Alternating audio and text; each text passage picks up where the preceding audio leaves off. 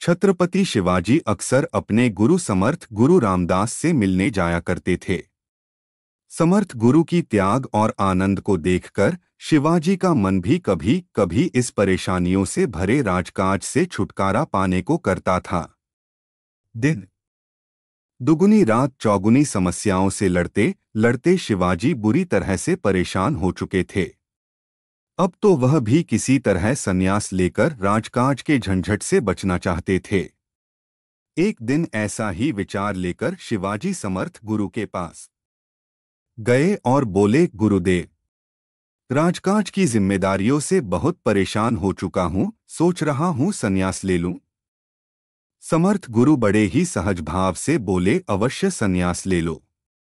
यह सबसे उत्तम राह है सुख शांति पूर्वक जीवन व्यतीत करने की। शिवाजी सोच रहे थे कि गुरुजी आसानी से अनुमति नहीं देंगे, किंतु समर्थ गुरु तो झट से मान गए। यह देख शिवाजी खुश हो गए। शिवाजी बोले, तो गुरुदेव, आपकी दृष्टि में ऐसा कोई व्यक्ति है जो राजकाज संभाल सके?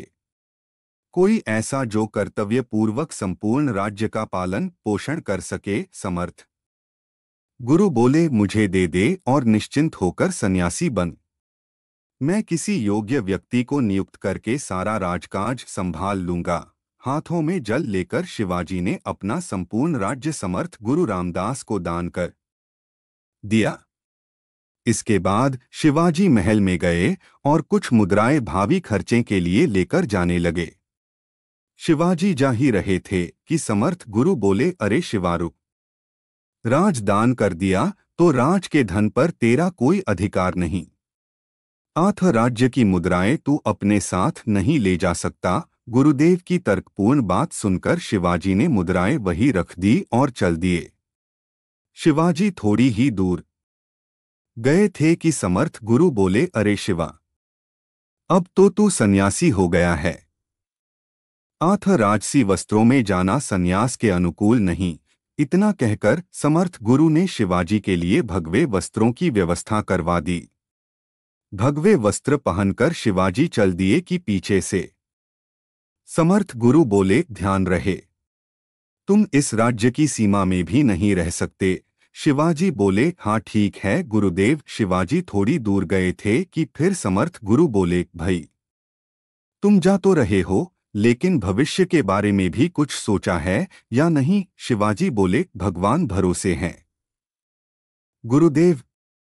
गुरुदेव बोले, अरे फिर भी कुछ तो सोचा ही होगा, बिना परिश्रम के पारितोषिक तो नहीं मिलता। शिवाजी बोले, मेहनत मजदूरी और नौकरी करके अपना गुजारा चला लूंगा गुरुदेव। समर्थ गुरु बोले, अच्छा तो यहाँ आ, मेरे पास है तेरे लिए सबसे बढ़िया नौकरी। शिवाजी बोले, जी गुरुदेव, बताइए, आपकी बड़ी कृपा होगी। समर्थ गुरु बोले, देख, तूने यह राज्य मुझे दे दिया है, अब मैं जिसे चाहूं इसकी देखभाल के लिए रख सकता हूं, इसलिए मुझे किसी योग्य व्यक्ति की खोज करनी पड़ेगी।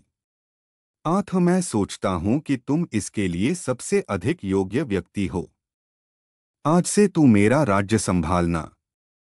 इस भाव से नहीं कि तू इसका स्वामी है, बल्कि इस भाव से कि तू इसका सेवक मात्र है।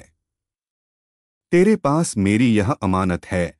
इस तरह सेवा भाव से राज्य संचालन करने में शिवाजी को फिर कभी कोई झंझट मालूम नहीं हुआ। असल में समस्या मालिक बनने में होती है, सेवक बनने में नहीं। अगर हम भी अपने कर्तव्यों का निर्वाह सेवक की तरह करें तो कोई कारण नहीं कि हमें परेशान होना पड़े। आज ही इस कहानी से शिक्षा लेकर स्वयं को एक सेवक की तरह गढ़िए। दोस्तों, वीडियो अच्छा लगे तो लाइक करें, शेयर करें और साथ ही हमारे चैनल को सब्सक्राइब करें। धन्यवाद।